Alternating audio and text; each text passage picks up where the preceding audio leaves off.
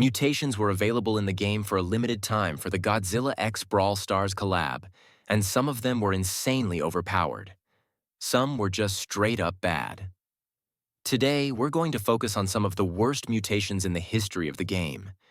These are the mutations that I couldn't use. If you enjoy this video, be sure to like and let me know in the comments section. Let's just get right into this. Alright, we have to start off with the most obvious and absolutely the worst mutation of all time. Leon's mutation. Leon's first gadget, Clone Projector, spawns a clone that is useful to distract the enemy when you go invisible. However, when they realize it is a clone, it is too late as you are already close to them. The mutation, when activated, spawns 2 clones, making it a disadvantage rather than a help. If it had been only 1 clone, it would have been a good mutation. This mutation simply informs the enemy when you go invisible, giving them an advantage. This is why I consider it the worst mutation. Next, let's talk about Rose's mutation. When you use your super, it spawns bushes around you.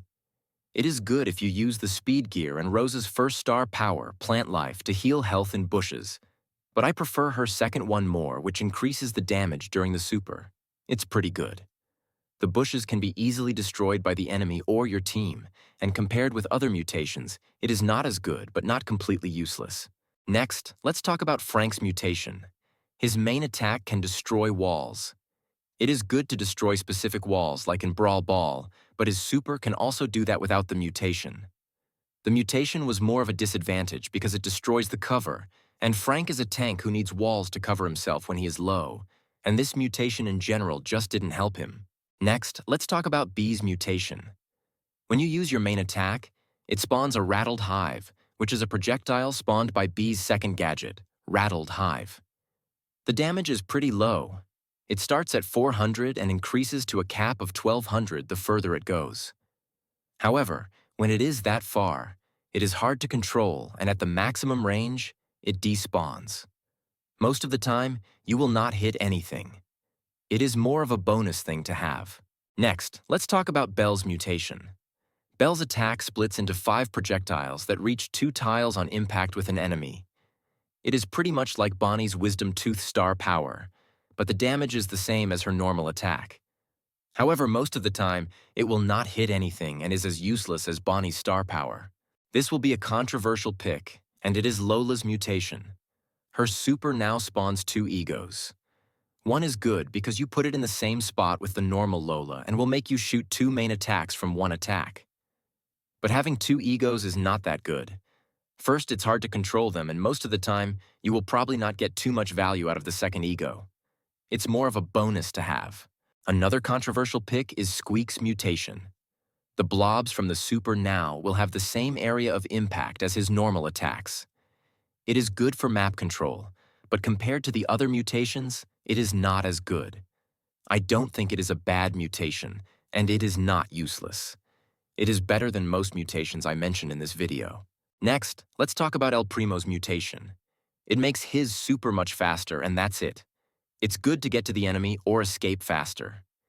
Is it better than mutations like Max and Pam, where they have unlimited ammo, or Carl's mutation, which does the same thing but better? He can travel almost the entire map in a few seconds. El Primo is stopped by his range, so yeah. Overall, it's not garbage or something like that, but more of a bonus for El Primo. Next, let's talk about Buzz's mutation. His super has increased range, and that's it. It can be good for mobility, but I already mentioned a better one. Carl's mutation. Most of the time, you will probably not need such a big range, but it will still help against marksmen who stay in the back for most of the match. It is not bad. It is more of a bonus thing for Buzz. Next, let's talk about Janet's mutation. Now, when she is in her super, she throws more bombs. There is now a higher chance to hit anyone with her super than it used to be without the mutation. This mutation, I was debating if it should be on the list or not. It is pretty decent, but when compared with others, I think there are better ones. However, it was close not to be on the list. That was kind of a controversial video. At the same time, it wasn't. But let me know in the comments section below what you think about my list for some of Brawl Stars' worst mutations of all time. Did I miss any? Are there any that you think shouldn't have been on this list? Be sure to let me know because I do like interacting with you guys. If you went on to enjoy this video, be sure to like and of course hit that subscribe button. It helps me a ton, and I'll catch you guys in the next one. Peace.